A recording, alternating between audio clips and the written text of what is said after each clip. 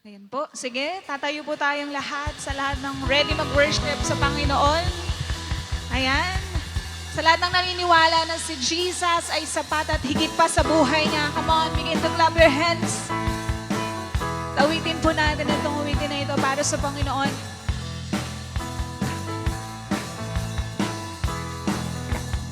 Sabay-sabay. Oh, oh, oh.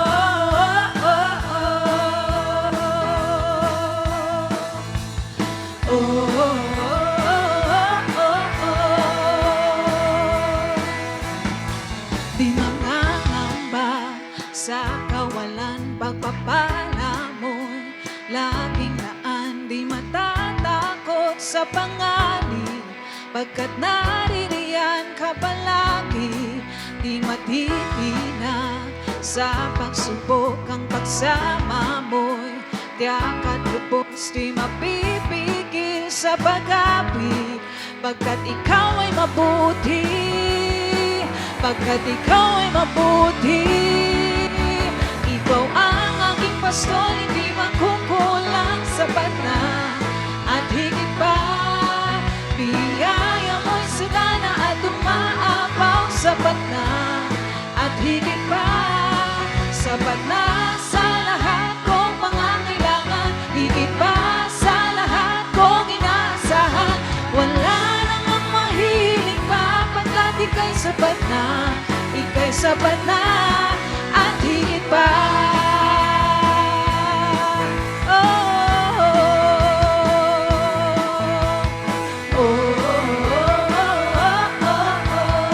Minsan pa di mangangamba sa kawalan, di mangangamba sa kawalan, pagpapala mo'y laging naan. Di matatakot sa panganib, pagkat naririyan ka. Di matitinag sa pagsubok, ang pagsama mo'y tiyak at lubos. Di mapipigil sa pag-awit, pagkat ikaw ay mabuti. Come on, isigaw mo sa Panginoon. Oh, napakabuti.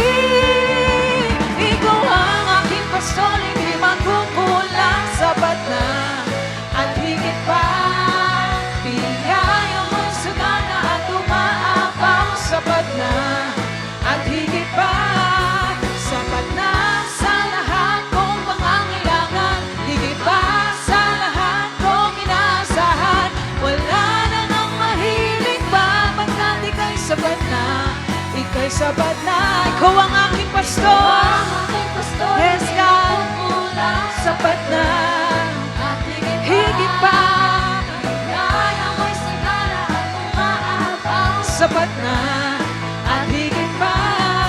Sapat na sa lahat kong pangangailangan, higit pa sa lahat kong inaasahan. Wala nang ang mahilig pa, pagkat ika'y sapat na, ika'y sapat na at higit pa.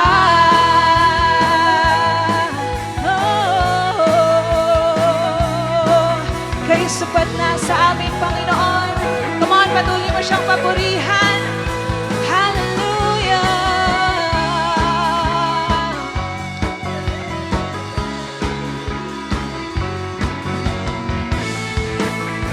Minsan pa, awitin na natin ang ating pastor.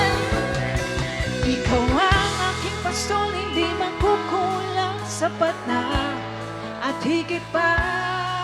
Biyaya mong sagana at umaapaw, sapat na at higit pa. Sapat na sa lahat kong pangangailangan, higit pa sa lahat kong inaasahan.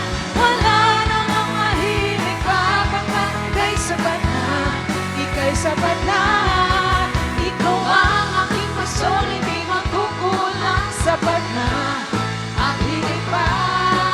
Biyaya mo'y sagana at umaapaw, sapat na at higit pa.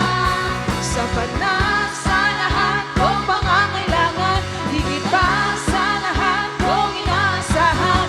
Wala nang ang mahilig pa, pagkat ika'y sapat na, ika'y sapat na at higit pa.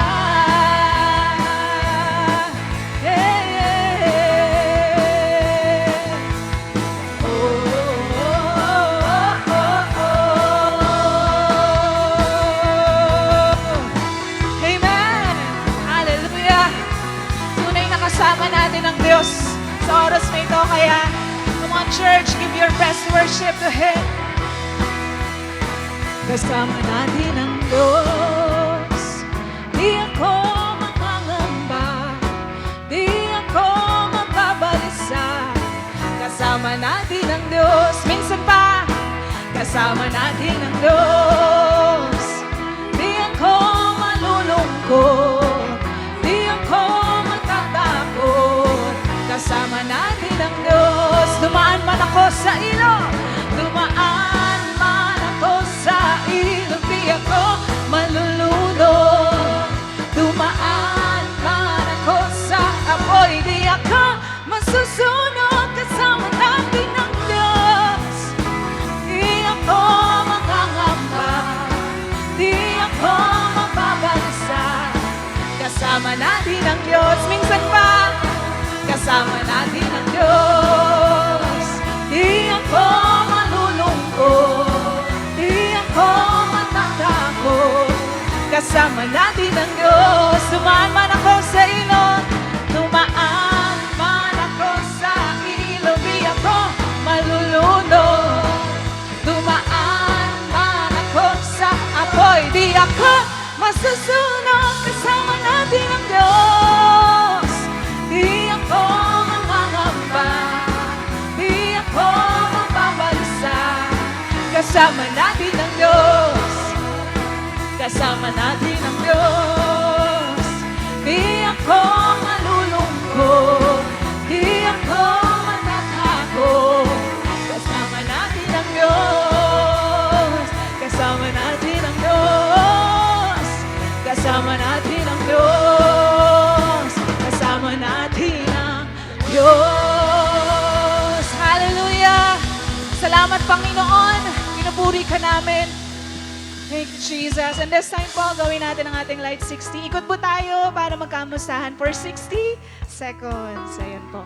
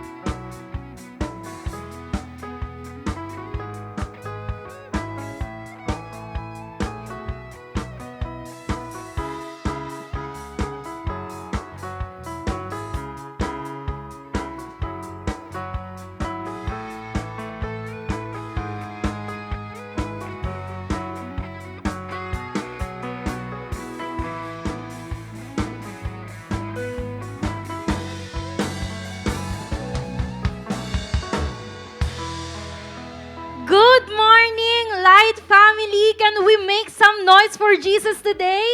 Alright, ayan. So let's fill this place with joy and gratitude. Ayan, before we start, and bago po kayo umupo, pwede bang iikot nyo po yung paningin nyo sa paligid nyo? Sige po, iikot nyo lang po. Tapos ngitian nyo na rin yung mga kasama nyo ngayon. So ayan po yung magre-remind sa atin that this month of June, we were not just surrounded by people because we will be surrounded by grace, breakthroughs, and answered prayer. Amen po ba? Amen. Alright. And guess what? I believe hindi po aksidenteng nandito tayong lahat because God is about to do something powerful today. Amen po ba? Amen. Alright. Sige, once again po, loudest praise naman po para kay Lord. Alright. Ayan, sige, makakaupo na po kayo. Ayan. So, ngayon po, of course, we want to take this moment para i-welcome po yung mga very special someone natin today. Ayan, pwede po ba naming imbitahan tumayo yung mga first-timers or yung new friends po natin? Sige po, i-welcome naman po natin sila. Ayan, grabe, nag-effort po silang pumunta rito kahit maulan. Ayan, just heads up lang po na huwag po sana kayong aalis agad after this celebration because our consolidation team would like to know you po for 5 to 7 minutes lang. And also, we prepared simple gift of appreciation po para sa inyo. Kaya, once again po, welcome po. Sige, makakaupo na po kayo. And also, if meron po tayong mga first-timers, meron din po tayong mga second-timers. Ayan, sino po rito yung mga pangalawang beses na pumunta rito sa church? Meron po ba? Ayan, welcome po once again. Welcome back po. I believe na may gagawin pa po si Lord. Kaya sana hindi lang po ito yung last na punta nyo rito sa ating simbahan. Eh, pwede po bang once again palakpakan po natin yung first-timers and second-timers po natin. Masaya po kaming makasama kayo ngayong araw na ito. And we look forward na makasama pa po namin kayo sa mga susunod pang linggo. Ayan. And now naman po, ayan, tapos na nating i-welcome yung mga first-timers natin. Ngayon, we will proceed to our latest ganap sa ating simbahan. So, here's our light news. Ayan. So, first up po, last Friday, we have celebrated the water baptism and lifestyle graduation. And grabe po yung pag-move ng Lord. Pwede po bang palakpakan naman po natin yung mga baptized members and yung mga lifestyle graduates po natin. Ayan. Once again po, congratulations po sa inyong lahat. And now naman po, it's time for the next chapter, of course, because you will be having the School of Discipleship. Ayan, yung klase po ninyo is mag-start na on June 20. So if you are one of our incoming SOD students, be excited because your journey is just getting started. Ayan, so kita-kits po tayo sa June 20 as your first class begins. And next up naman po is here our youth camp. Ayan, so our youth camp is back po. Sige, palakpakan po natin si Lord.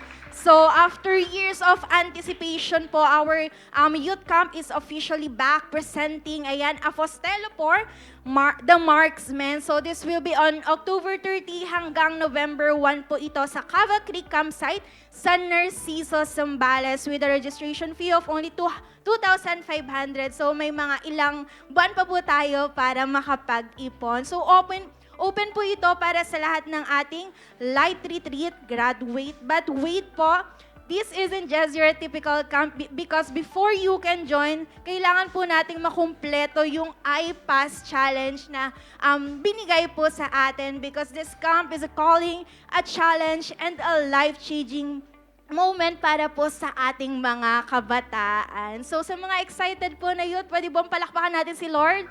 Ayan, so mag-iipon na po tayo. So for full details, you can connect with Coach Jeremy Clavo. And at last po, ito naman is ang event nito para sa ating mga kalalakihan. So this June 21, Sabado po ito, all the men in the house, magkakaroon po kayo ng event na titled Men's Convergence, Palibhasa Lalaki. Ayan, para po sa mga kabataan natin, 4 to 6 p.m. po yung event ninyo. And para naman po sa mga YA or sa mga young adults po natin, 7 to 9 p.m. po. So go gather and sharpen each other and grow as men after God's own heart. So kita-kits po kayo roon.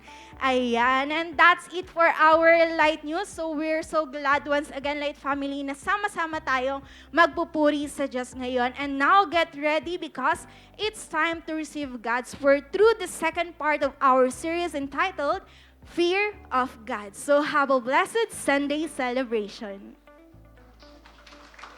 Ayan, good morning po Light Family. Kumusta po tayo?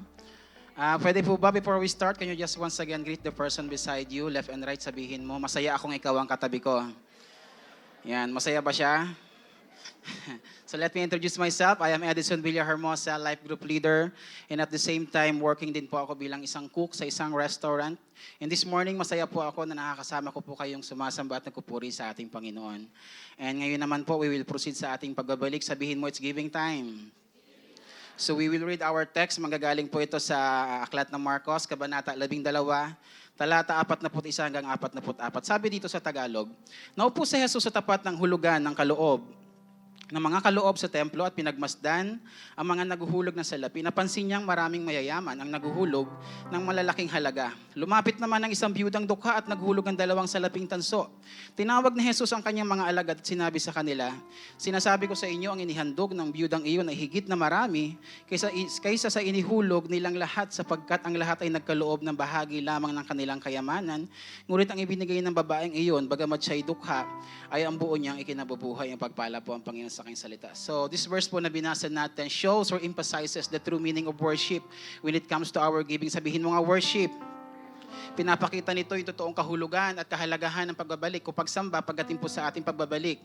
And in this verse po na binasa natin, napapansin po natin dyan na si Jesus hindi po yung halaga na hawak ng mga taong ito, yung unang niya napansin. Pero yung kalagayan ng puso ng mga taong ito, itong mga mayayaman na ito. At the same time, yung kalagayan din ng puso ng biyudang ito na nagbalik sa Kanya.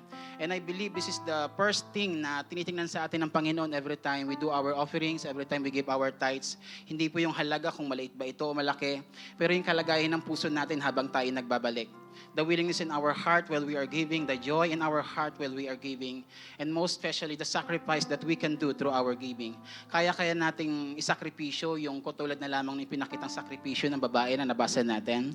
And tandaan po natin na ang pagbabalik sa Panginoon ay hindi isang bagay na seasonal lamang na pag alam mong pinagayaman ka ng Panginoon, pag alam mong nakakaluwag-luwag ka ngayon, saka ka magbabalik. No.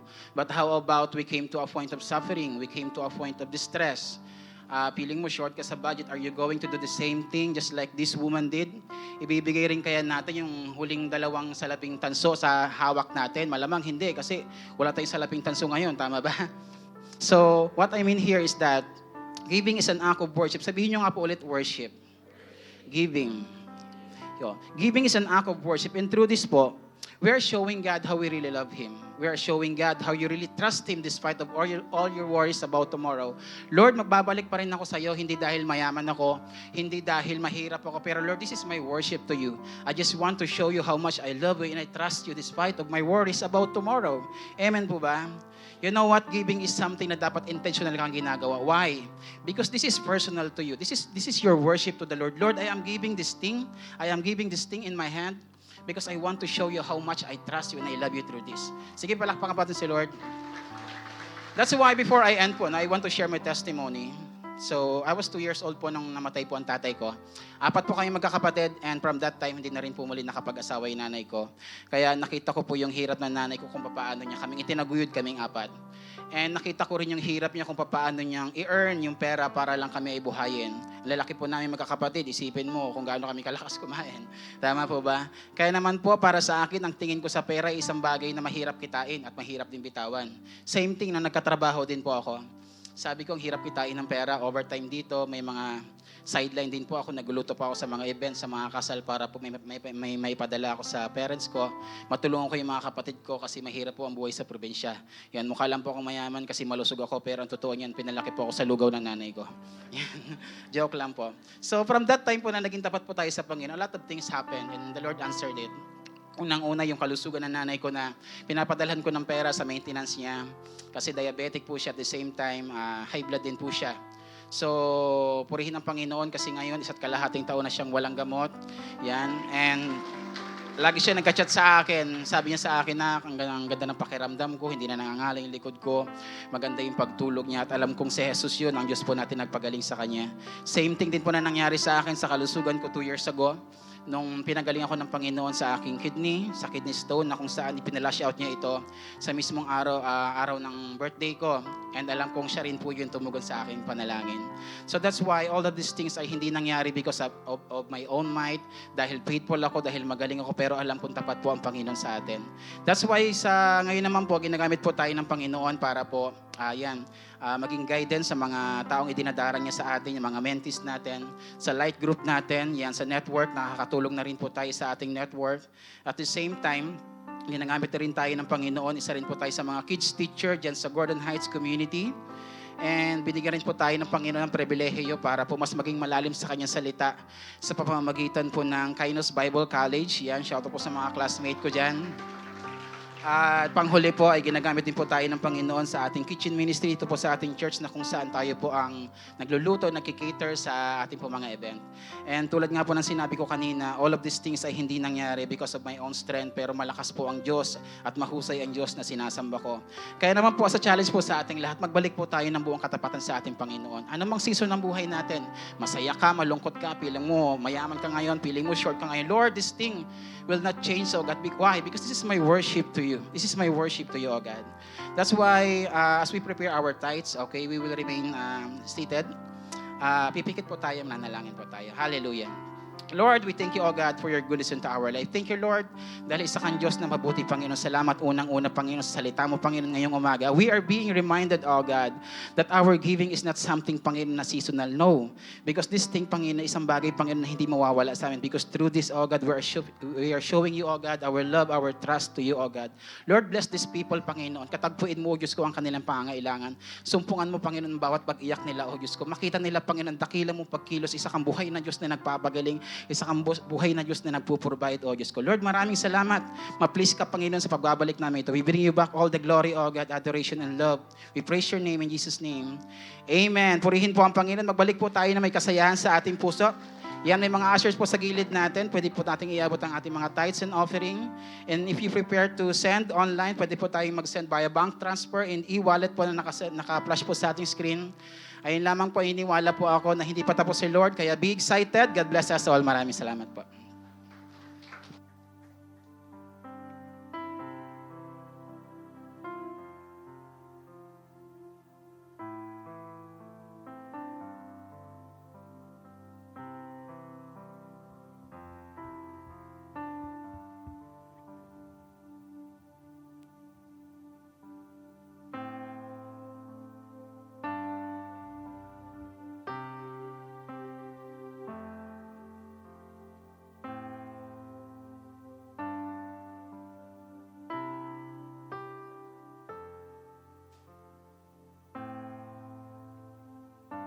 Ayan po, pwede po ba tayo tumay lahat? And let us all continue to worship God. Come on, this morning, just acknowledge His presence. Come on, open your mouth and just acknowledge Him. Come on, be ready to worship Him. For God is with us.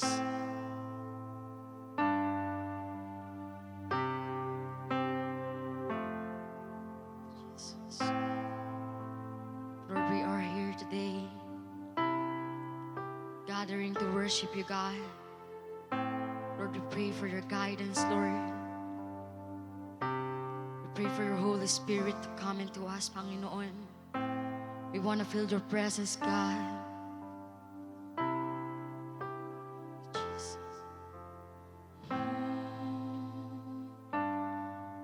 Oh, we are here, Lord. We are here, acknowledging your name.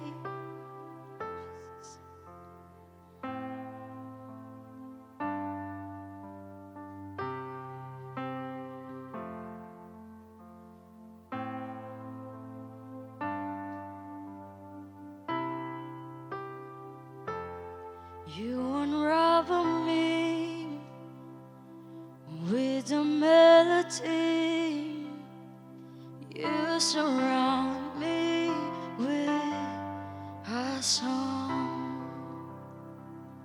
of deliverance from my enemies, till all my fears are gone. You unravel me with a melody. You surround me with a song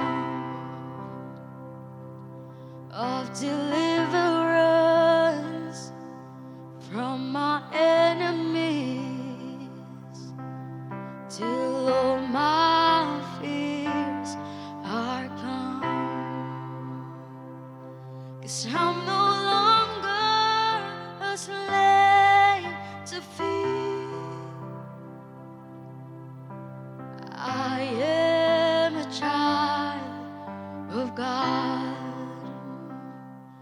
'Cause I'm no longer a slave to fear.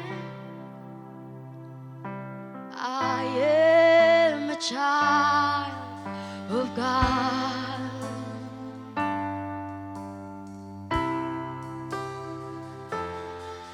From my mother's womb, you have chosen me. Your love has called my name. Yes, I've been born again into a family. Your blood flows through my veins. From my mother's womb, you have chosen me. Your love has called my name. Yes, I've been born again into a family. Your blood flows through my veins. 'Cause I'm no longer a slave to fear. I am a child of God. For I'm no longer a slave of fear. Yes, I am a child of God. Oh, no longer a slave to fear. I am a child of God. 'Cause I'm no longer a slave to fear. For I am a child of God. Oh yes, I am your child, Lord. Deuteronomy 31:8. Do not be afraid or discouraged, for the Lord your God will be with you. He will neither fail you nor abandon you. Come on, fear not, for God is with you. Fear not, for God has already been saved us from the cross 2,000 plus years ago. Fear not, for He's been with us forever. Come on, if you've been afraid, just remember that God is with us, that God is with you right now at this moment. Come on, open your mouth and just acknowledge His presence, His love for you.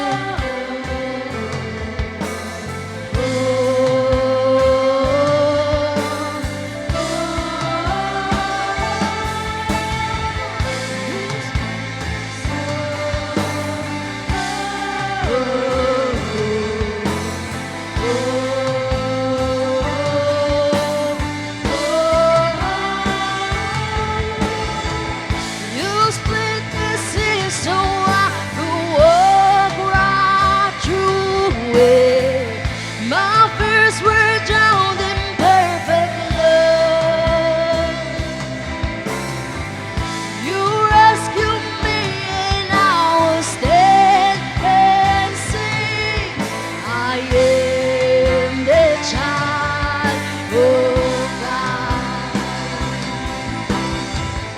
You split the sea so I could walk right through it. My fears were drowned in perfect love.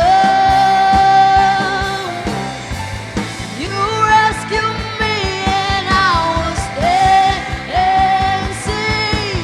I am the child of God. Come on, proclaim this song to God, that you are the child of God. Sing so I could walk right through it.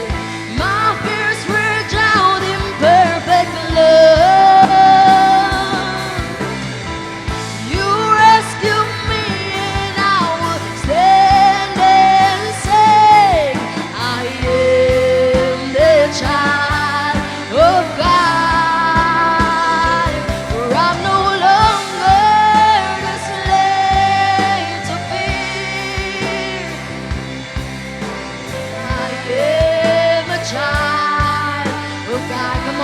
the Son. Come on. You are no longer the slave of sin or nor fear. I am a child of God. No longer a slave to fear. I am a child of God.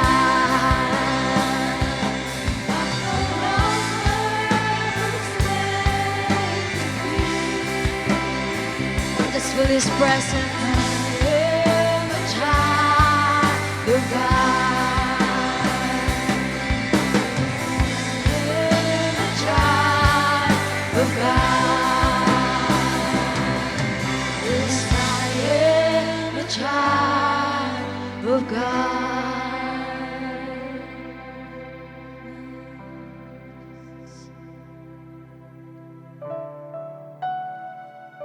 Jesus. Come on, God is not done yet for you to worship Him. Come on, open your mouth and just raise up your hands. That Lord, I want more of you, God. I want more of your presence, God. Lord, we are here adoring your name, God, for you are powerful, mighty, beautiful, God. Your name is beautiful, Lord.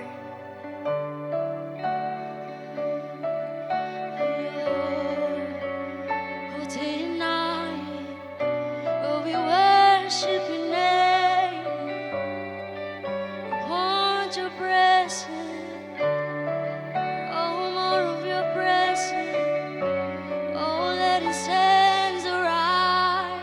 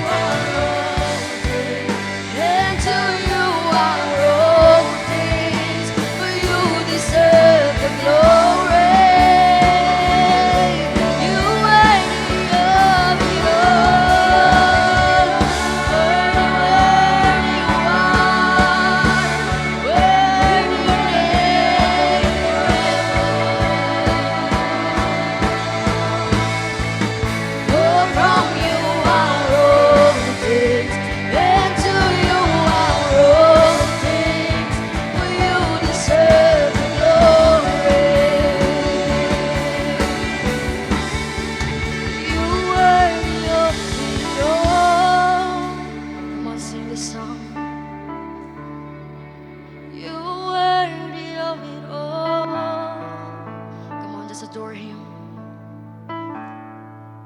For from you are all things, and to you are all things.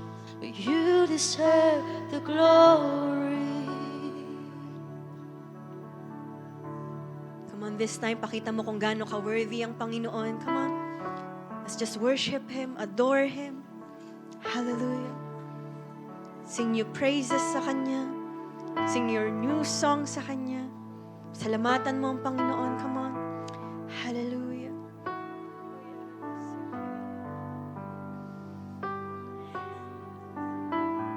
Lord, ang sarap, Panginoon, na kami po'y bumalik sa iyong presensya. Salamat, O Diyos, dahil after na mga pinagdaanan po namin, we're here, nagsasama-sama as a church.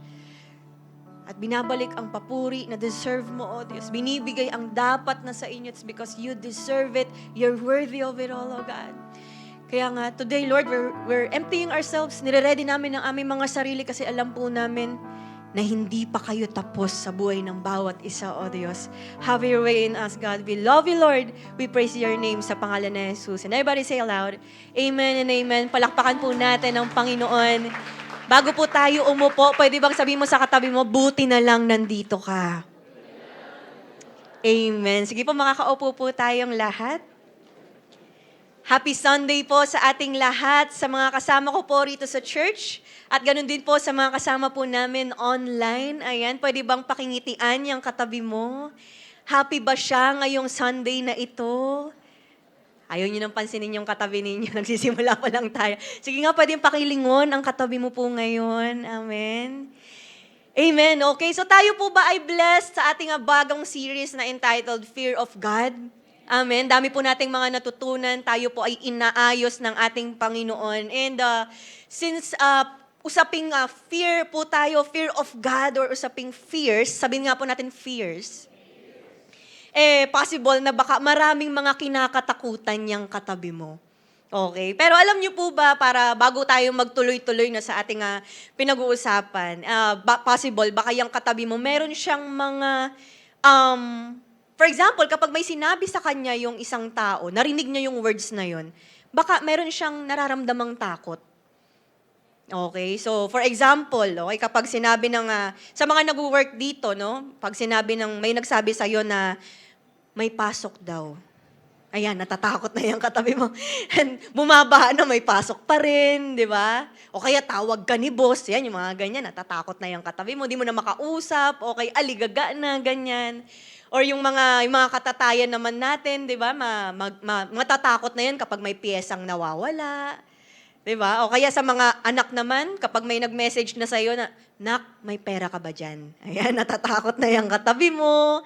Di ba? Ano pa ba sa iba, no, sa mga may asawa, kapag may nagsabi na sa'yo, wag ka nang umuwi. Naku, matatakot na yan. Matatakot na yung katabi mo, lalo na kung may asawa siya, no? O kaya sa mga in a relationship, kapag may nagsabi ng stop the car. Ay, magtatalo yung dalawang yan, okay? Or sa mga single, kapag may nagsabi sa'yo, kailan ka ba mag-aasawa, natatakot na rin yan, okay? Or kapag may nag-message sa inyo, Mars, kumusta? Wala na. Alam na natin kung saan napapunta yon. Okay, sa mga mentees naman na nandirito, kapag may nagsabi sa'yong, Nak, usap tayo. Ayan, marami nang natatakot, di ba? Or sa mga mentors naman dito, kapag may nagsabi sa'yo, Nay, Tay, may aaminin ako. Ayun na, natatakot na yung katabi mo. At marami pa tayong mga bagay na kinakatakot every time na naririnig natin or na-i-encounter natin. So, ilan lang yan sa mga bagay na somehow light pa lang, no? Kasi ngayon, tinatawanan pa natin, di ba? Medyo, nakikipagbiruan pa tayo pag mga ganyan. Pero baka, on a serious note, baka meron po talaga tayong mga kinakatakot sa buhay na hindi mo lang alam, baka yung katabi mo, hindi na nakakatulog dahil kakaisip sa mga takot niyang yun. Diba, hindi na makatulog, hindi na makakain, aligaga na, diba, nanginginig na lagi sa takot. Na, alam mo yun, na nagiging way, kaya naapektuhan na rin yung relationships niya sa iba. Or naapektuhan na rin yung journey niya sa Panginoon. Kaya nga po, this time, no, sa ating series na FOG, or Fear of God, pag-uusapan naman po natin for our part 2, this is our title, Overcoming Fear with the Fear of God. Amen. Palakpakan naman po natin ang Panginoon. Sino rito excited ka sa gagawin ng Lord ngayon? Amen. Tatayo po tayong lahat. Basahin po natin ang ating key verse for today. Isaiah chapter 8, verse 11 to 13. Okay, ready, go. For the Lord spoke thus to me with his strong hand upon me and warned me not to walk in the way of this people, saying, do not call conspiracy all that this people calls conspiracy, and do not fear what they fear, nor be in dread. But the Lord of hosts, him you shall honor as holy, let him be your fear, and let him be your dread. Sa Tagalog version po ang sabi, sa pamagitan ng kanyang dakilang kapangyarihan, binalaan ako ni Yahweh na wag kong sundan ang mga landas na dinadaanan ng mga taong ito. Sinabi niya, huwag kayong maniwala sa sabwatan na sinasabi ng bansang ito. Huwag kayong matakot sa kanilang kinatatakutan. Ngunit si Yahweh, ang makapangyarihan sa lahat, ang dapat ninyong kilalanin bilang banal. Siya ang dapat ninyong igalang at dapat katakutan. Let's close your eyes po. Pray po muna tayo saglit. God, maraming salamat po sa pagkakataon na to na makapagpa-minister po kami sa iyo at makapagpahinga sa iyong presence. God, alam po namin na ang word po na ito, ang salita mo, ang way for us to be transformed, for us to be healed, and for us to be empowered, Panginoon, in our journey po with you. Kaya Holy Spirit, dalangin ko na patuloy po kayong mangusap sa amin. I-enlighten niyo po kami, O Diyos. I pray, wala lang po sa amin dito ang padadaanin lang ang mga oras na ito na parang wala lang. Pero ang bawat isa ay ma-embrace, ma-grasp ang nais ninyo na malaman po namin sa mga oras pa na ito. God, we are rebuking the spirit of pride, O Diyos. Dalangin ko po ng bawat isa ay humble enough to receive your word, magpaayos sa inyo, O Diyos. Have your way sa buhay ng iyong mga anak. At gamitin nyo lamang po ko, Lord, as your mouthpiece. We love you, Lord. We praise your name sa pangalan ni Jesus. Amen. Sige po, makakaupo po tayong lahat. So yan po ay yung Isaiah, Book of Isaiah na sinulat po ni Prophet Isaiah. So, para po mas maintindihan natin yung point sa passage na binasa po natin ngayon, no? Nung panahon po kasi ni Prophet Isaiah, mayroon pong 3 nations. Mayroong Judah, okay, mula po yan sa descendants ni David. Mayroon ding Israel, okay, mula yan sa northern 10 tribes. And then yung Syria. Yung Syria, isa pa pong nation yan, nasing laki rin ng nation ng Israel. Okay, 3 po yan. Now, yung bansang Israel at ang Syria kasi, nag-team up sila. Nag-partner sila para kalabanin itong Judah, okay, na pinaghaharian po ni King Ahaz. Okay? So, nung pagdating ng chapter 7, nabalitaan ni King Ahaz, itong balak ng dalawang ito, na magsama para talagang puksain silang Judah, dahil ang gusto po nitong dalawang mag-partner na ito, sakupin sila para mag-join na silang 3. Okay, para ganun, para sila ay lumakas. Okay, kaya lang, dahil sa nabalitaan niyang yun, binalot siya ng takot. Natakot din ang mga taga-Juda, okay? So, ang description ng takot niya, sinabi po yan sa Isaiah 7:2. Ang sabi, nanginig sa takot na parang mga puno sa kakahuyan na hinahampas ng hangin. So, ganun katindi yung pagkagimbal, yung pagkatakot nitong si King Ahaz. So, dito na ngayon pumasok si Prophet Isaiah dahil siya ay pinadala ng Diyos para po bigyan ng assurance itong si King Ahaz. So yung pinapasabi po ng Diyos kay King Ahaz, sabi sa verse 4-7, Isaiah 7:4-7, humanda ka, huwag matakot at mabagabag, huwag kang masisiraan ng loob. Nagbalak ng masama laban sa iyo ang Syria, ang Israel at ang anak ni Remalias, at kanilang sinabi, lusubin natin ang Judah at sakupin ang Jerusalem. Gagawin nating hari doon ang anak ni Tabil. Ngunit sinabi ng Panginoong Yahweh, hindi ito mangyayari. Okay? So malinaw na sinabi po ng Diyos na never daw mangyayari itong attack mula sa dalawang bansa kahit pa nag-team up pa raw sila para pabagsakin ang Judah. Plus, may command po ang Diyos sa kanya na magkaroon ng faith. Magkaroon ng faith sa kanya kasi sabi sa Isaiah 7:9, if you're not firm in faith, you will not be firm at all. Kung hindi ka magiging matatag sa pananampalataya mo, hindi ka rin talaga makakapag-stand sa ginagawa mo. So di lang yun. Nagbigay pa ng offer ang Diyos kay Ahaz na mag-ask daw ng kung anumang signs, ganyan, at ibibigay at ipapakita raw ito ng Diyos sa kanya. Di ba? Parang ang gandang opportunity yun. Kapag yung katabi mo, inoferan ng ganun ng Diyos, talagang, sige po, mag-ask po ako ng sign, ganito po yung gawin nyo, bigay nyo po ito, ganyan-ganyan. Pero you know what? Yung sagot ni Ahaz, Isaiah 7:12, ang sabi niya, hindi po ako hihingi. Hindi ko po susubukin si Yahweh. Grabe, no? Tinanggihan niya yung offer. Now, kung papakinggan po natin yan, parang yung katabi mo, baka mamangha pa. Ay, tindi naman ang faith niya kay Lord kasi hindi raw niya susubukin si Lord. Okay?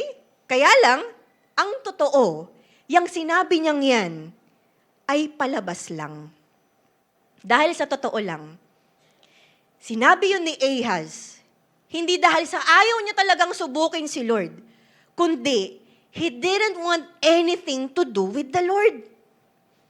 In other words, wala po talaga siyang faith sa Panginoon. Kaya wala siyang hinihingi na anuman kay Lord. Yun talaga yung point niya. Kasi si Ahaz po, malinaw na wala talaga siyang fear of God. Kaya kahit nasa peak po si Ahaz ng takot niya, hindi pa rin talaga siya nauwi sa pagkakaroon ng fear of God. That is why, since hindi po nakinig at hindi rin naniwala si Ahaz at ang Judah sa Diyos, ang Isaiah chapter 8 verse 11 to 13 na binasa po natin kanina, message na po ito mismo ng Diyos kay Prophet Isaiah. Hindi na niya kausap itong si Ahaz. So magigets natin yung bigat na pinupunto po ni Lord. Kasi sabi sa verse 11, sa pamamagitan ng kanyang dakilang kapangyarihan, sabi to ni Isaiah, binalaan ako ni Yahweh na wag kong sundan ang mga landas na dinadaanan ng mga taong ito.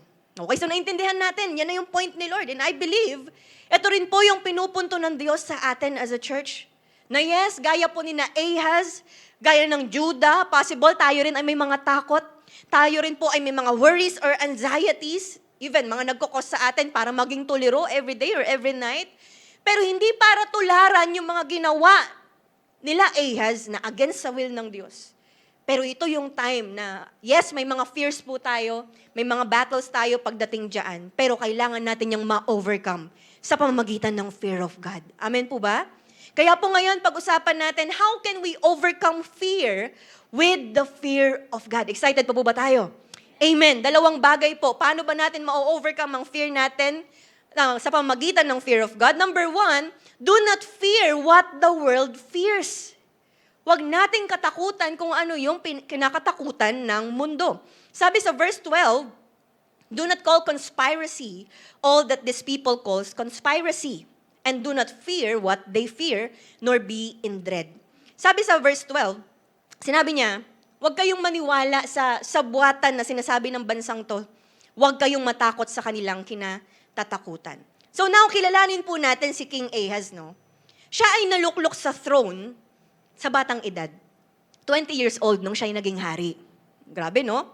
Tapos, kung titignan natin yung bansa, yung kalagayan ng Judah nung panahon na yon, 50 years po kasing hindi dumaan sa war yung bansa nila. So imagine na hindi po talaga sila ready sa war na pwedeng mangyari dito nga sa dalawang magpartner na to para pabagsakin sila. Lalo na yung attack, gusto silang atakihin dahil gusto magsama-sama nilang tatlo. Kaya lang, si King Ahaz ayaw niyang makianib sa kanila. Ayaw niyang makipagkampihan doon sa dalawa. So, ang naging plano niya, ang maging kasabwat, ang Assyria. Kasi, kaya gusto po nilang tatlo or yung dalawa mag-team up at kunin itong Judah para kalabanin itong Assyria. Pero iba ang ginawa ni Ahaz. Nakipag-team up siya sa Assyria para kalaban itong Israel at yung Syria. Okay, nagets po ba natin? So, dahil kung makikipag-partner nga naman itong si Ahaz sa Assyria, edi protected na yung Judah. Diba? Kaya makikita natin sa 2 Kings and sa 2 Chronicles yung ginawa niyang plano. 2 Kings 16:7-8, ang sabi, si Ahaz daw ay nag-send ng mga messengers dito sa hari ng Assyria na ang pangalan ay si Tiglath-Pileser. Hindi siya kulog, hindi ulan, pero tiglat. Okay? Sabi niya nun, I am your servant and vassal. Come up and save me out of the hand of the king of Aram, or yung Syria, and of the king of Israel, who are attacking me. Naghingi siya ng tulong sa hari ng Assyria. And Ahaz, ang ginawa daw ng hari ni Ahaz, kinuha daw niya yung silver, yung gold na makikita sa templo ng Diyos, Kinuha din niya yung mga treasuries sa kanyang palasyo at pinadala yon bilang regalo sa King of Assyria. Naku, may padulas. Para lang maging kakampi itong hari ng Assyria. Okay? Kaya binaliwala talaga ni Ahaz yung message sa kanya ng Diyos. Kasi nga, nakikipagsabuatan siya dito sa Assyrians at nagpapakaalipin siya doon under sa hari ng Assyria. Pero alam niyo po, kahit na makipagsabuatan silang lahat, pinaalam na ni Lord kay Prophet Isaiah na wala talagang magiging sense yun. Kaya ang sabi sa Isaiah 8:9-10, magsama-sama man kayong mga bansa, mawawasak din kayo. Makinig kayo, mga bansang nasa malalayong dako. Maghanda man kayo sa pakikipaglaban ay matakot din kayo.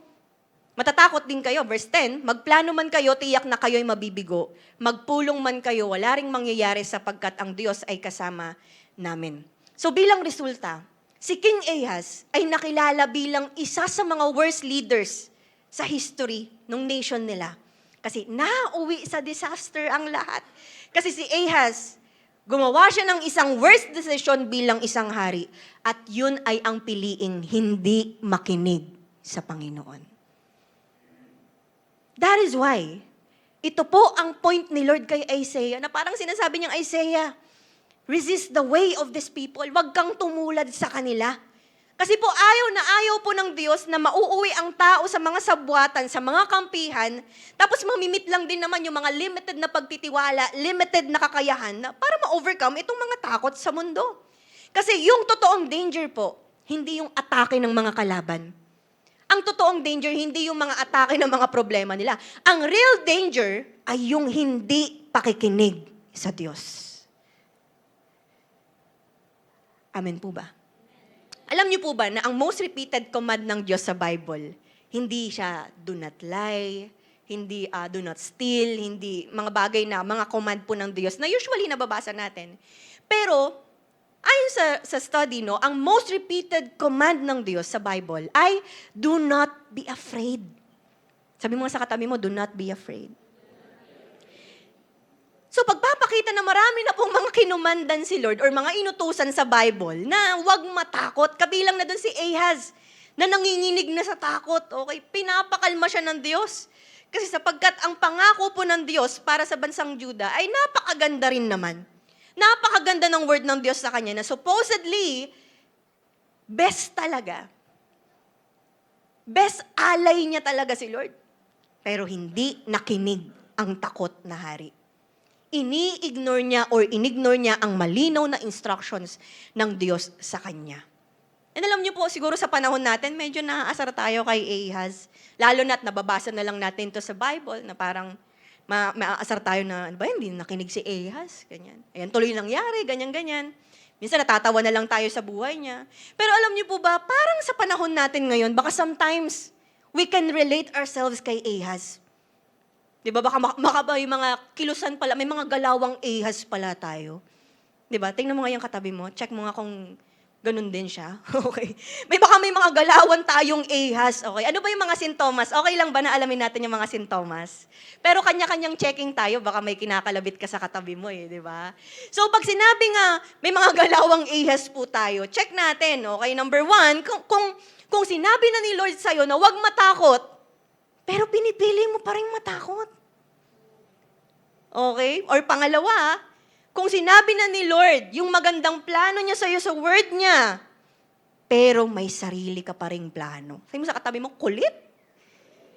At pangatlo at panghuli, ano ba yung mga galawang Ahaz dyan? Yung nandyan yung comfort ni Lord. Nandyan yung magandang plano ni Lord. O nandyan yung assurance or protection ng Lord sa'yo. Pero sa huli, paulit-ulit ka pa rin nagtitiwala sa sarili at sa ibang tao. Sabi mo sa katabi mo, hindi ikaw yun. Di ba? Huwag po nating tularan si Ahaz.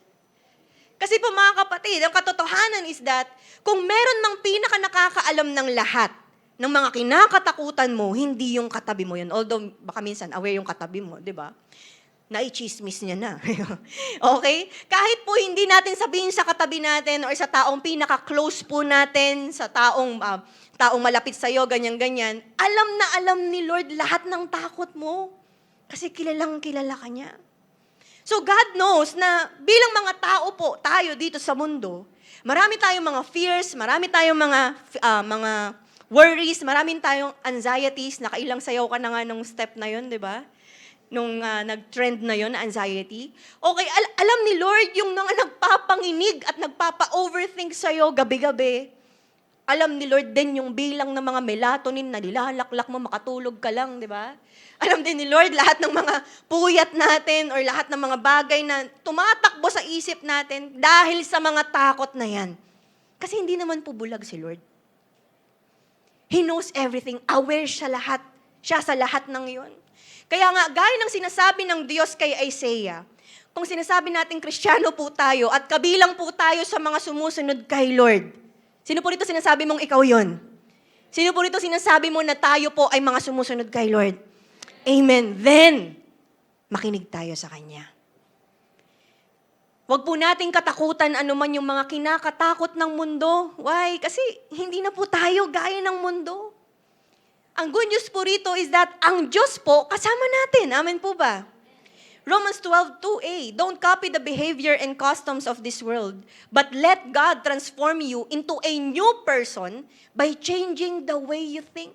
Na kapag po tayo ay mga bagong tao na, tayo po ay na-regenerate, na ibig sabihin, binabago rin po ng Panginoon yung way ng mga pag-iisip po natin. Tandaan po, na sa dami ng mga ginawa ng Diyos sa atin, pinatawad niya tayo, ginustify niya. Nakaranas tayo ng justification, nakaranas tayo ng acceptance, ng love, restoration, healing, ganyan-ganyan. Kasama rin po doon yung yung pag-aalaw sa atin ng Lord na makontrol or na hindi magpakontrol sa spirit of fear ng mundo. Kasama na doon yung pagiging courageous enough na kaharapin anuman yung mga takot sa mundo. 2 Timothy 1:7, for God gave us what? Spirit not of fear, but of power, love, and self-control. Hindi po tayo binigyan ng Lord ng spirit of fear. Kaya marami man tayong kinakatakutan sa mga, alam mo yan, dito po sa mundo, no? Possible fear sa resources, di ba? Fear sa yaman, fear sa mga relationships, fear sa future, sa sarili, sa tao. Pues, ikaw na anak ng Diyos, ibahin mo ang sarili mo. Sabi mo sa katabi mo, bago ka. Bago na po tayo, inayos na po tayo ng Panginoon. Amen po ba? Huwag po nating i-ignore ang Diyos. Huwag po tayong matakot sa kung ano ang kinakatakutan po ng mundo. Amen po ba doon? Palakpakan naman po natin ang Panginoon. So dahil hindi pala tayo dapat matakot sa mga kinakatakutan ng mundo, paano natin ma-overcome itong mga fears na ito? How can we overcome fear with the fear of God? Pangalawa at panghuli, have faith on the Lord whom we should fear. Magkaroon daw tayo ng faith kay Lord na dapat sa Kanya rin tayo may takot. Sabi sa verse 13, but the Lord of hosts, Him you shall honor as holy, let Him be your fear and let Him be your dread. Sa Tagalog, ngunit si Yahweh ang makapangyarihan sa lahat ang dapat ninyong kilalanin bilang banal. Siya ang dapat ninyong igalang at dapat katakutan. Pansin po natin, sa simula, si King Ahaz ang binibigyan ng warning ng Diyos. Tama? Eventually, ang kausap na po ay si Prophet Isaiah.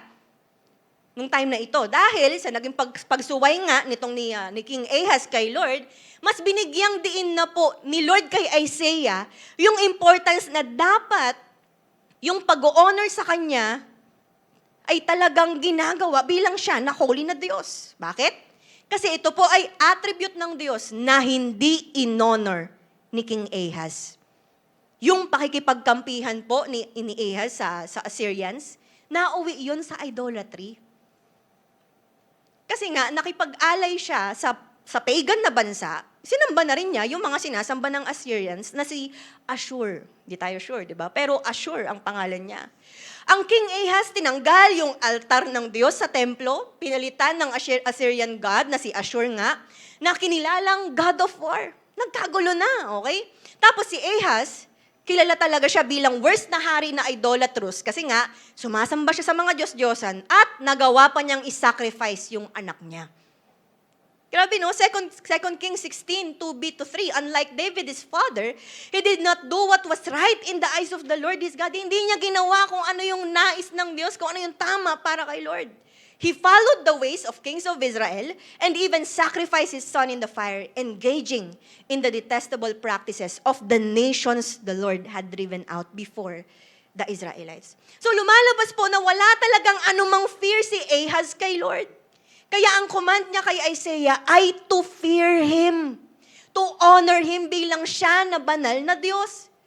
Kaya kung meron mang dapat na pinapanampalatayanan si Isaiah, yun ay si Lord. Kasi pinapakilala niya yung sarili niya bilang holy at pinakamakapangyarihan sa lahat. Nahigas po ba natin? Amen? Okay, so after nito, ano ba yung next na ginawa ni Isaiah? Since yun yung command sa kanya ng Diyos, tumulad ba siya kay Ahaz? Na, alam mo yun, na walang faith kay Lord? Ang sabi niya, Isaiah 8:17, I will wait for the Lord. I will wait for the Lord who is hiding His face from the descendants of Jacob. I will put my trust in Him. Grabe, no? Ang layo nila ni Ahaz. So yung wait po dito mula sa Hebrew word na haka, ibig pong sabihin niyan ay tulong. Okay? Hindi po tulog, ha? Tulong. Tulong to absolutely wait. At yung put my trust po dyan in Hebrew word ay kava. Ang ibig sabihin nun ay trust. To eagerly wait or to expect or to hope. Ito po, kava, hindi kaba. Iba po ang kava na sinasabi ritong to trust God at iba rin yung kaba na wala kang tiwala kay Lord. So kapag wala kang kava, meron kang kaba. Tingnan mo nga yung katabi mo kung mayroon ba siyang kava or kaba. May bago na naman kayo natutunan. Alalahanin niyo yan. Yung assignment niyo yan pagbaba. Okay? Kava. So sa gitna ng anumang mga takot, Isaiah dealt with it in a godly way. Pinakita niya yung godly way ng pagsunod sa Panginoon. Umalis siya sa focus ng fear ng mundo at mas pinili niyang mag-focus at magkaroon ng faith sa sinabi ng Diyos.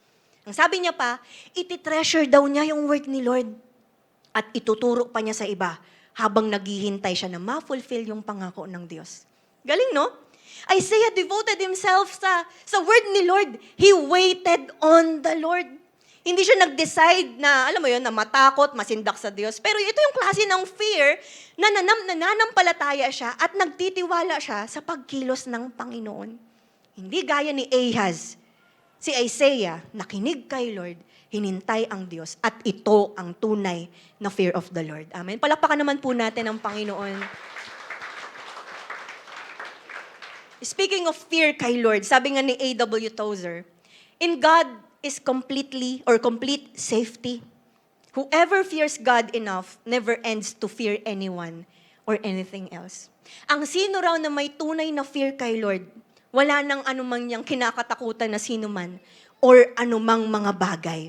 So kapag ang fear mo, yung reverence mo kay Lord na Almighty, Omnipotent, Creator ng buong universe, kapag nasa Kanya yung fear mo, wala ka nang anumang dapat ikatakot sa anumang mga bagay. Wala ka nang dapat na ikatakot sa sino mang mga tao or mga pangyayari dito sa mundo. Amen po ba? Pero disclaim ko lang, no, baka mamaya, for example, lalabas po tayo sa church, biglang kumulog, kumidlat, tapos biglang natakot yung kasabayan mong bumaba ng church, medyo iko-correct mo siya. Hindi na dapat natatakot, di ba? Balik ka dun! Bumalik ka ng others last. Hindi po natin, alam mo yun, baka mamaya maasar yung katabi na, invalidate na naman yung takot ko.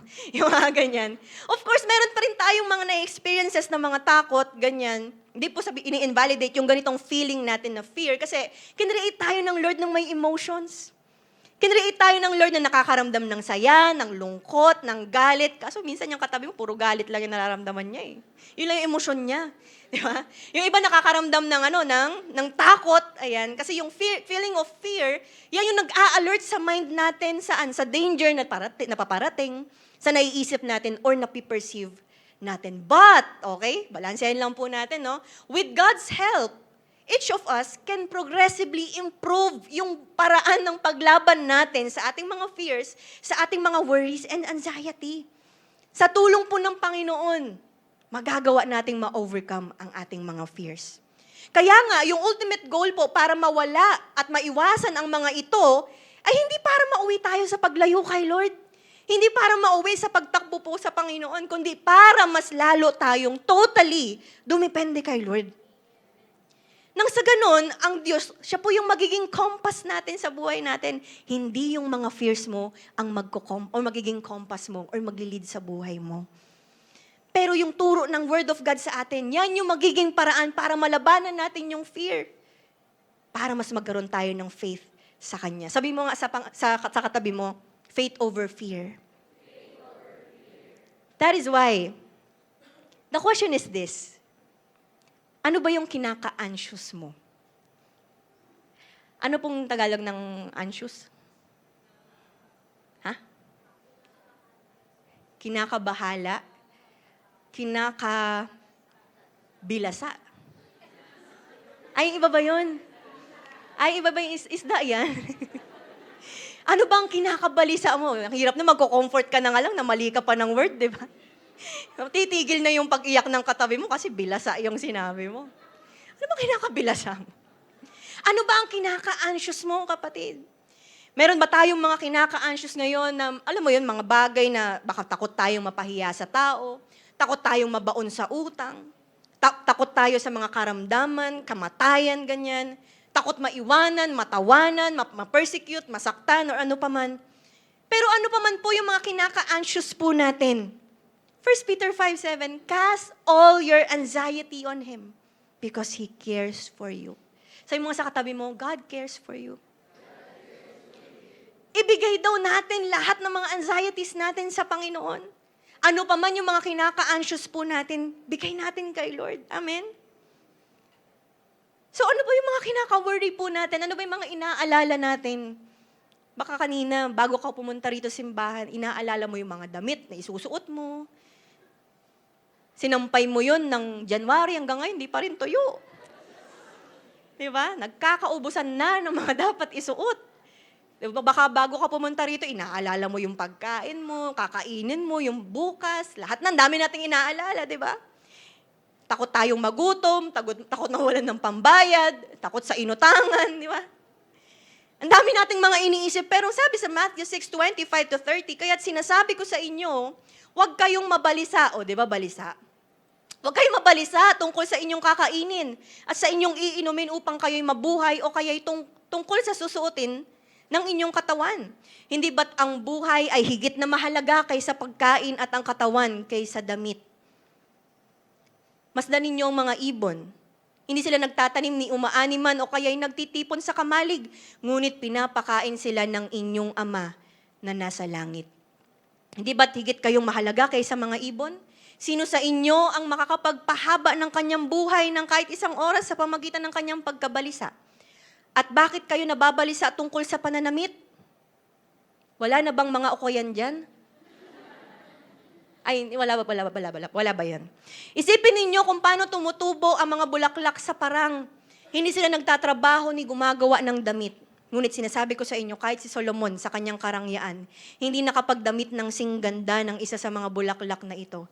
Kung dinadamitan ng Diyos ang damo sa parang, na buhay ngayon at kinabukasan na iginagatong sa kalan, kayo pa kaya?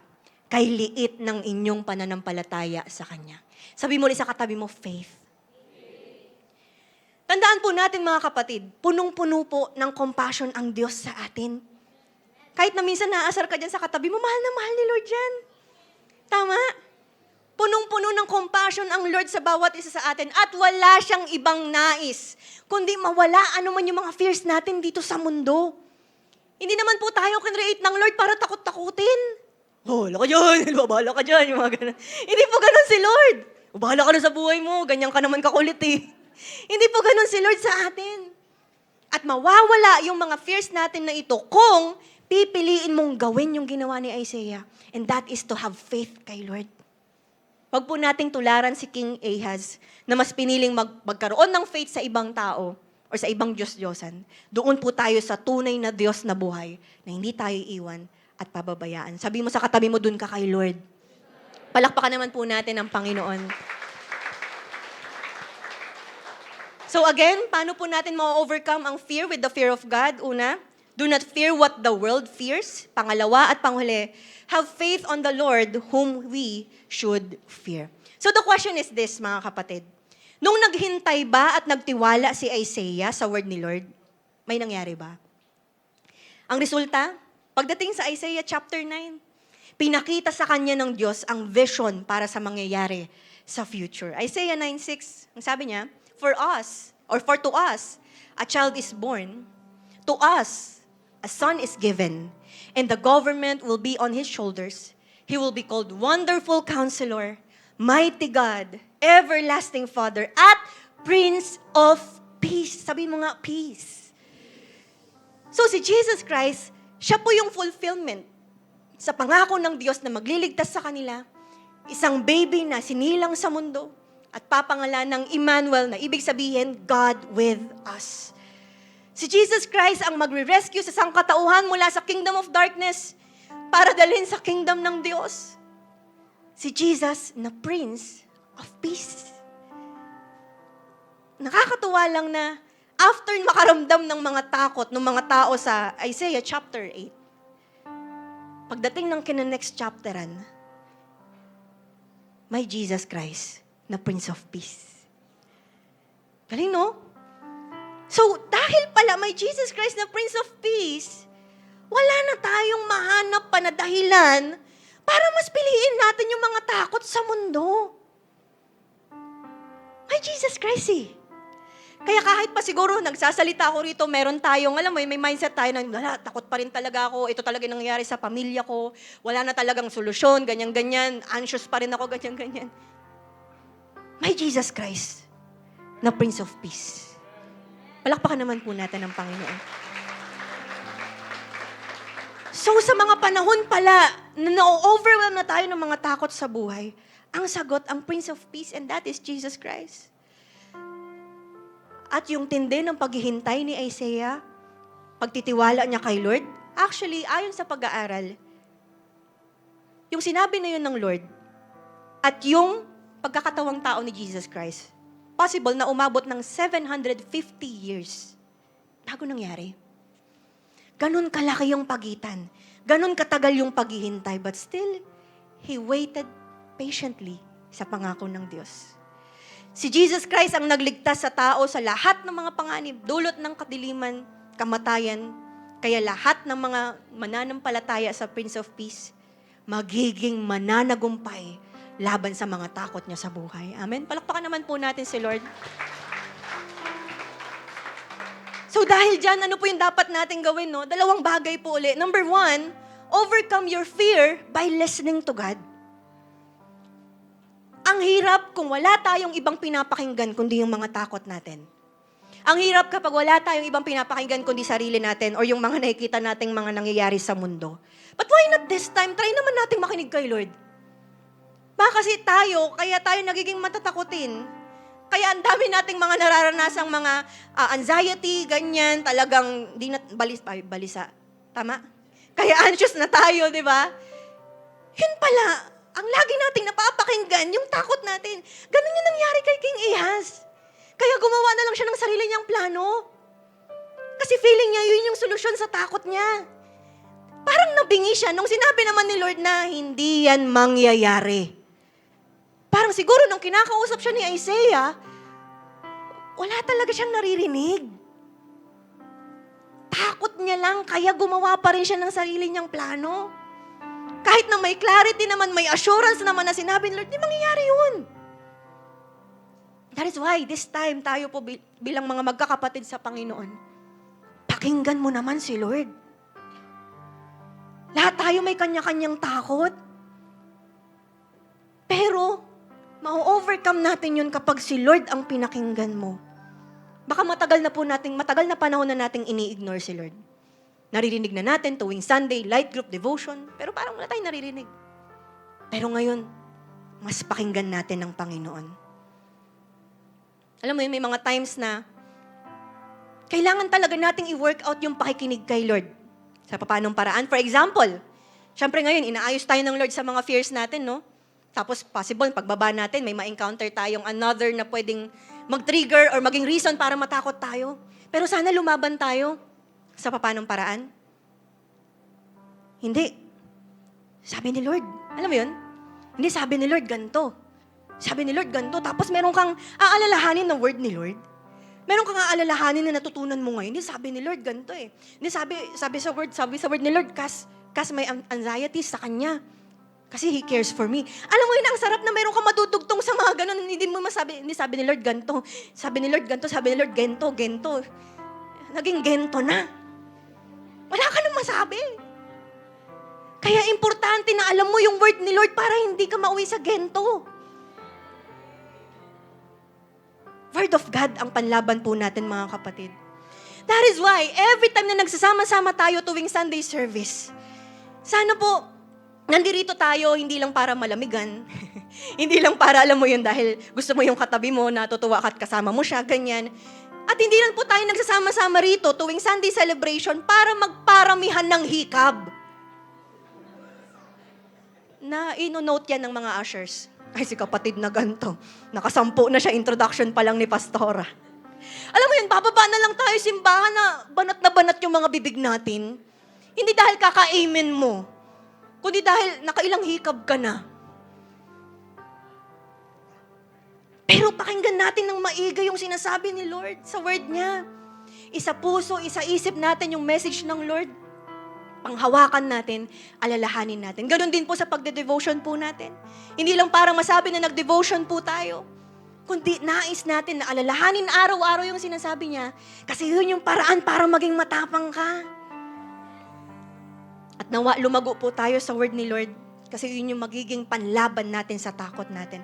Listen to Him, honor Him, obey Him, and wait on Him. Palakpakan naman po natin ang Panginoon. Patapos na po ako.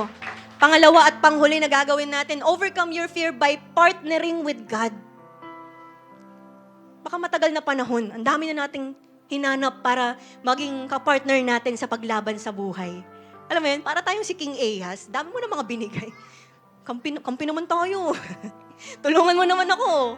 Ganyan-ganyan. Alam mo yun, dami na nating mga nilapitang mga tao, dami na nating mga dinependehang mga tao or bagay sa buhay natin na bandang huli, babagsak at babagsak din naman tayo.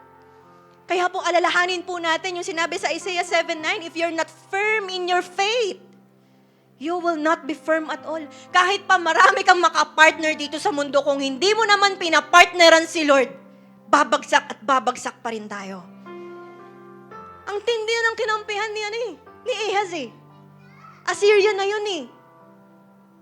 Ang tindi na ng tinawag niyang Diyos-Diyosan, Ashur. Pero hindi naging sure ang panalo niya. So, gaano man kalaki or kaliit yung fears mo na yun, gaano man ka-light or ka-overwhelming yung mga takot mo, matuto ka pa rin kumampi kay Lord at dumepende. Kasi without Him, kakainin po talaga tayo ng mga takot sa mundo. Bakit po tayo kailangan makipag-partner kay Lord? Kasi siya yung Diyos na walang record ng anumang pagkatalo. Alam kong sigurista yung katabi mo. Hindi yan makikipag-partner sa alam niyang bandang huli, siya pala'y bubuhat.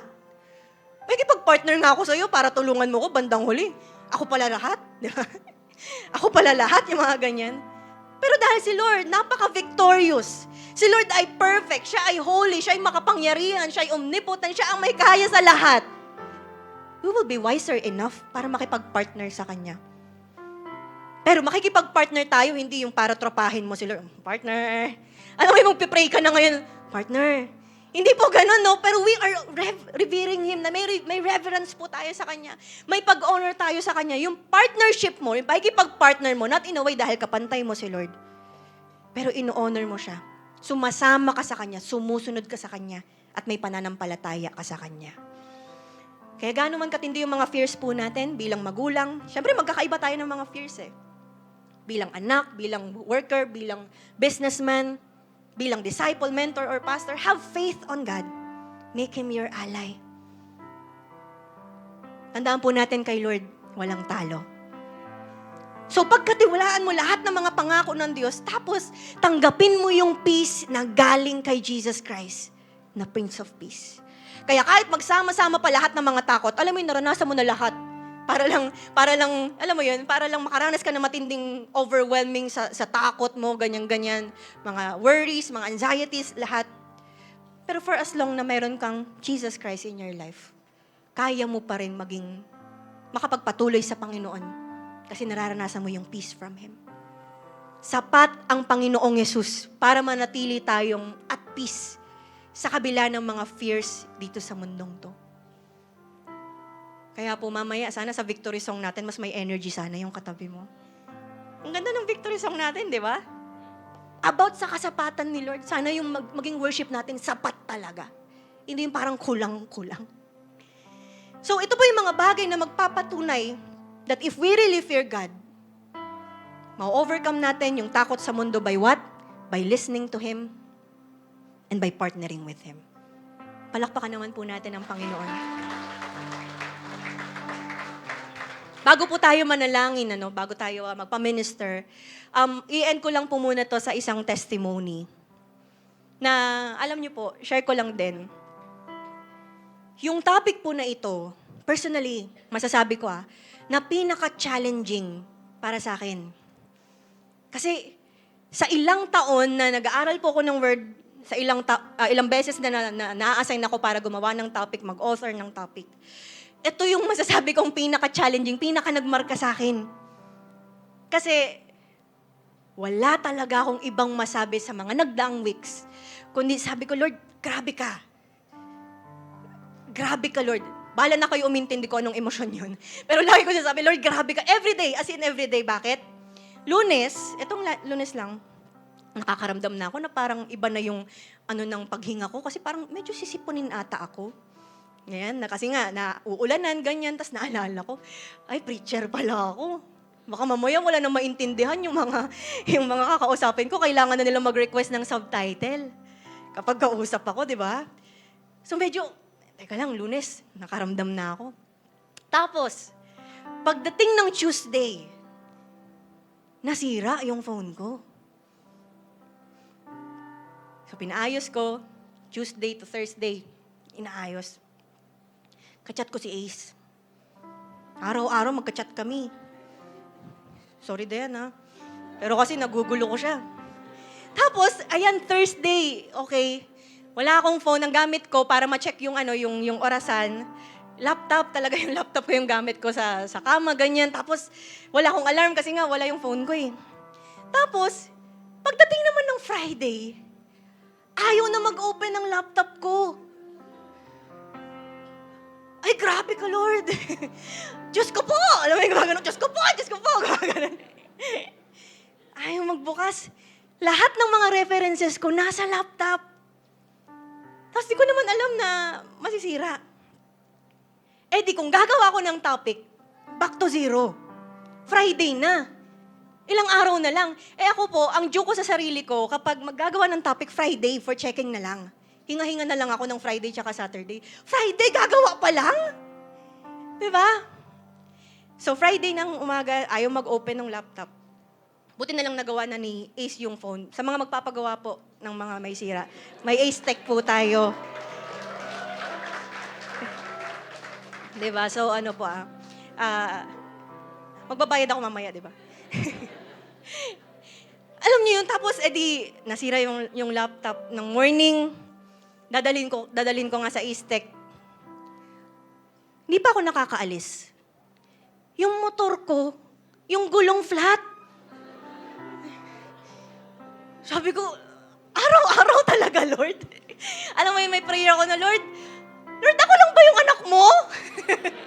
Di ba may mga prayer, nabanggit ko ata sa inyo yun, sabi ko may mga, kay senti-senti ako kay Lord na, Lord, anak mo rin ako, yung mga ganyan. Kapag may mga blessings yung mga tao, tapos ang prayer ko, Lord, anak mo rin naman ako, di ba?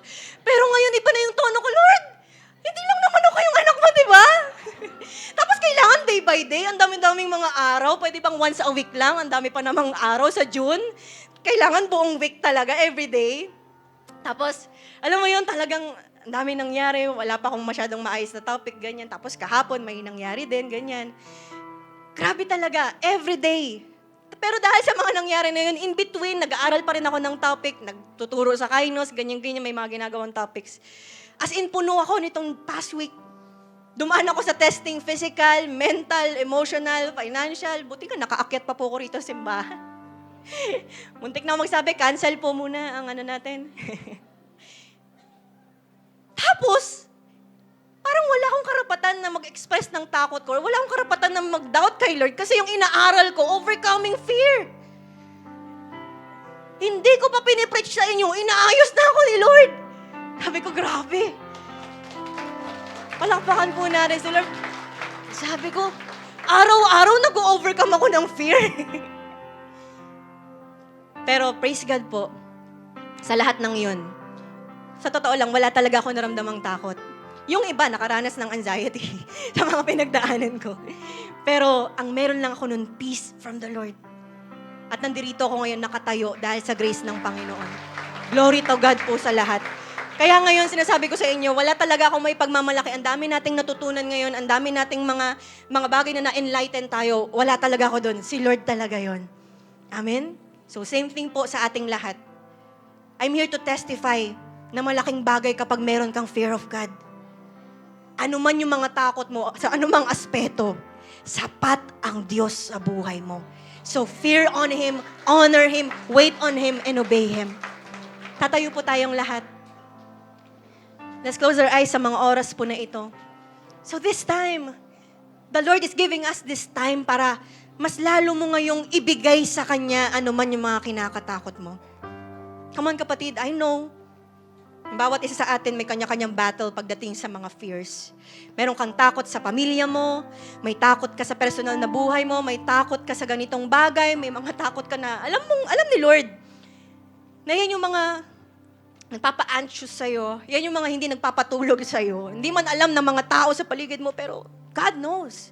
Ang dami mong mga nagiging fears, ang dami mong mga kinaka-worry in life, sa journey mong ito, but I wanna tell you, remember yung sinabi sa 1 Peter 5:7, cast all your fears on Him because He cares for you. Kaya sa mga oras ito kapatid, nawa, lahat ng mga kinaka-anxious mo, lahat ng mga kinakatakot mo, pwede bang this time ilatag mo yan at isuko mo yan sa Panginoon? Come on. Every fear, every reason, na ano pa man yung mga bagay na iniisip mo, yung mga bagay na kinakatakot mo rito sa mundong to, kapatid, ibigay at isuko mo yan sa Panginoon ngayon. Come on. Come on. I'll give you time para ibigay yan kay Lord. I'll give you time para ngayon pa lang i-apply mo na. Overcome those fears by having this fear kay Lord. Kung alam mo na ang Diyos, ang pinakamakapangyarihan sa lahat, kung alam mo na ang Diyos, siya yung pinakamapagkakatiwalaan mo, siya yung magiging pinakamatinding partner mo, ibigay mo ano man ang mga kinakatakot mo kapatid sa Kanya. Come on. Kausapin mo si Lord ngayon. Puso sa puso. Be open to Him. Alam mo kapatid, pwede mong ipakita ngayon yung vulnerability mo sa harap ni Lord. Wala na rito kung magulang ka, matanda ka, bata ka, ano man yung status mo, you can cry out before God. You can show your vulnerability sa harap ng Diyos. At habang pinapakita mo yan, ramdamin mo ang comfort sa'yo ng Diyos. Come on. In a way, this is the Lord is telling you, Nak, do not be afraid. Do not be afraid. Ang dami mong mga kinakatakutan, do not be afraid. Huwag kang matakot kasi kasama mo ko, anak. Huwag kang matakot because I am with you. Do not fear. Do not be afraid. Come on, isuko mo yan sa Panginoon ngayon. Kung sa mga oras na to, binubuhos mo at binibigay sa Panginoon lahat ng mga fears and anxieties mo at sinasabi mong, Lord, I'm gonna have faith. Mas magkakaroon ako ng faith sa'yo this time. I will depend on you. I will trust you. I will wait on you. If that is your prayer ngayon and commitment sa Panginoon, pwede bang itaas mo ang iyong mga kamay ngayon as a declaration ngayon na sinasabi mo ngayon ng buong tapang, I am no longer slave to fear kasi alam kong anak ako ng Diyos. Wala nang reason para matakot. Wala nang reason para maduwag. Wala nang reason para mag-worry. I am a child of God. Come on. Bigay mo ng lahat yan sa Panginoon. Tindihan mo ang pananampalataya mo ngayon kay Lord. Yes, Lord. Hallelujah. on, there's more! There's more! May ibubuga ka pa! May ibubuhos ka pa sa Panginoon! am a child of God. 'Cause I'm no longer a slave to fear. I am a child of God. Ikaw kapatid na nagsuko ng lahat ng mga kinaka-anxious, kinakatakot mo, wag mo nang bawiin yan sa Panginoon kapatid. Hayaan mo na ang Diyos ang magplano sa'yo. Hayaan mo ang Diyos ang mag-control at mag-lead sa'yo. Kung talagang nananampalataya ka sa Kanya ngayon, plano niya yung susundin mo. Hindi yung gagawa ka ng sarili mong plano. Hindi yung gagawa ka ng sarili mong timeline. Hindi yung gagawa ka ng ibang paraan. Bigay mo yan kay Lord. Wait on God. Pakinggan mo yung word niya sa'yo. Do not ignore Him, kapatid. Mas i-honor mo ngayon ang Diyos na tunay na pinapanampalatayanan mo. Na kung talagang mayroon kang fear sa Kanya, you will not ignore Him. Ito yung time na mas lalo kang makikinig sa Kanya. Practicein mo na mas lalong mapakinggan siya through His Word. Sa pananalangin mo sa Kanya, pagtawag mo sa Kanya, kapatid. Have faith on our God. Kaya this time, meron sa atin dito, first time mo, at nais mo na mas lalong magkaroon ng faith kay Lord, mas lalong maranasan ng Diyos at magkaroon ng relationship sa Kanya, pwede mo akong sabayan sa panalangin na to. Sabihin mo, Panginoon, patawarin niyo po ako sa lahat ng mga nagawa ko. Patawarin niyo ako sa lahat ng mga kasalanan ko. Forgive me, God, dahil nawalan ako ng faith sa inyo. Lumayo ako sa inyo. Pinili ko ang sarili kong plano, sarili kong buhay. At ako yung nasunod po rito. God, forgive me sa lahat. But this time, naniniwala ako na kayo ang Diyos na nagkatawang tao. Inako sa krus na matay, nilibing, nabuhay muli. Para ako'y makaranas ng kaligtasan. Para rin makaranas din ako ng kapayapaan sa mga oras na to. Na anuman ang mga fears na kinakatakutan ng mundo, makakaranas pa rin ako ng peace dahil sa Panginoong Yesus. Kaya God, simula ngayon, tinatanggap kita bilang aking Panginoon at tagapagligtas. So receive the forgiveness of God. Receive the salvation of the Lord, kapatid. And this time, para sa ating lahat, ito yung time para i-recommit natin ang ating mga sarili sa Diyos. Come on, alalahanin mo ngayon yung mga dapat na i-apply. Alalahanin mo ngayon yung mga dapat na i-commit mo muli sa Panginoon. Ito yung time na mag-start kang mag-commit kay Lord, na mas lalo mong seseryosohin ang pagde-devotion mo, mas lalo mong alalahanin yung salita niya, mas lalo kang magiging eager, hungry, and thirsty for more of Him. Ito yung time na mas pipiliin mong makipag-partner sa Kanya.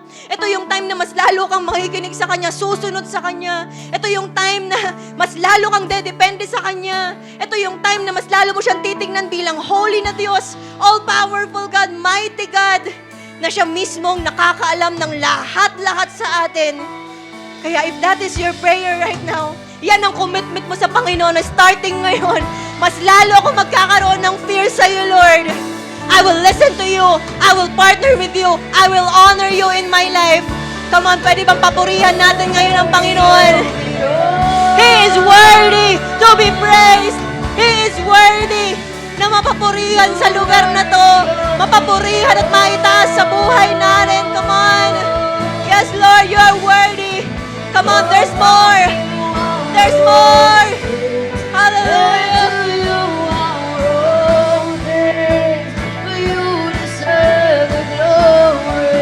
Come on, sabihin mo ngayon sa Panginoon, you are worthy. You are worthy of it all.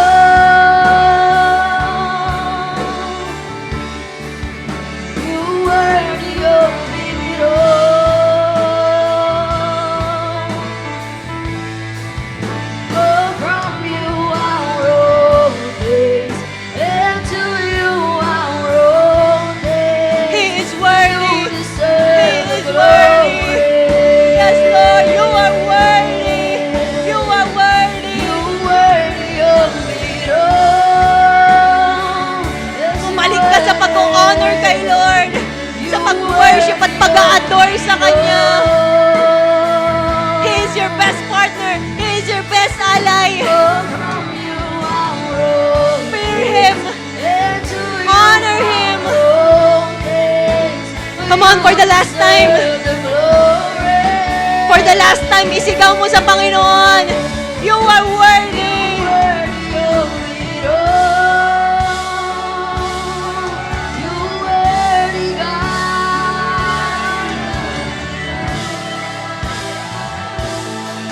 Yes, Lord, you are worthy.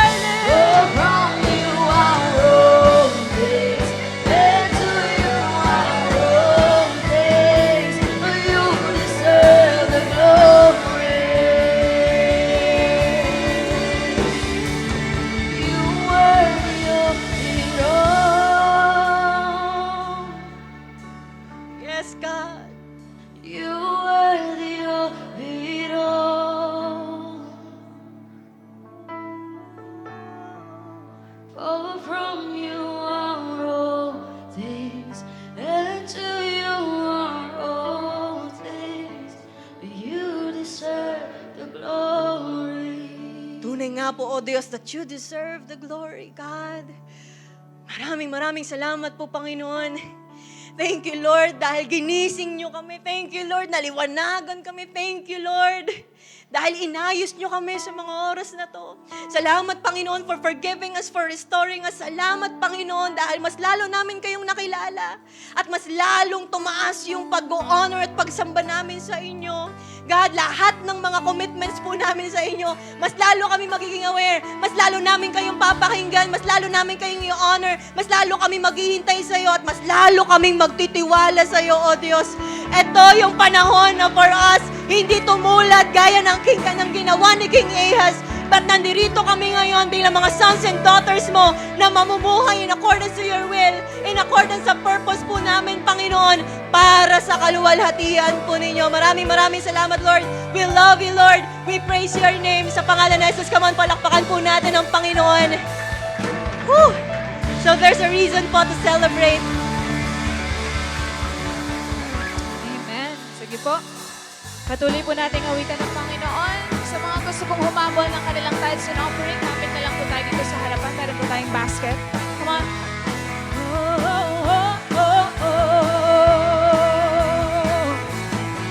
Di ba nangamba sa kawalan, pagpapala mo'y laging naan, di matatakot sa panganib, pagkat nairiyan ka palagi, di matitinag sa pagsubok ang pagsama mo'y tiyak at lubos, di mapipigil sa pag-awit, pagkat ikaw ay mabuti. Come on, sabihin mo kay Lord, napakabuti.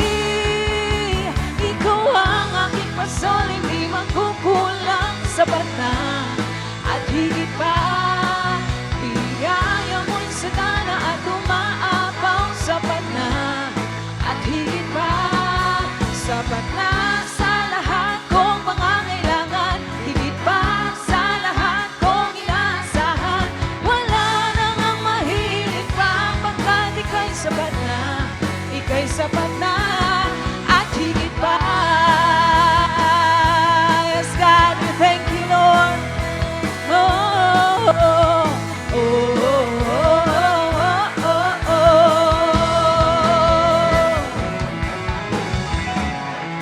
Amen. Sige po, the best na palakpak po kay Lord. Amen. Are we blessed po sa ginawa ng Lord ngayon? Amen. Taas po natin ating mga kamay. Pasalamatan natin si Lord. God, we thank you, we honor you, we praise your name. Salamat, Panginoon.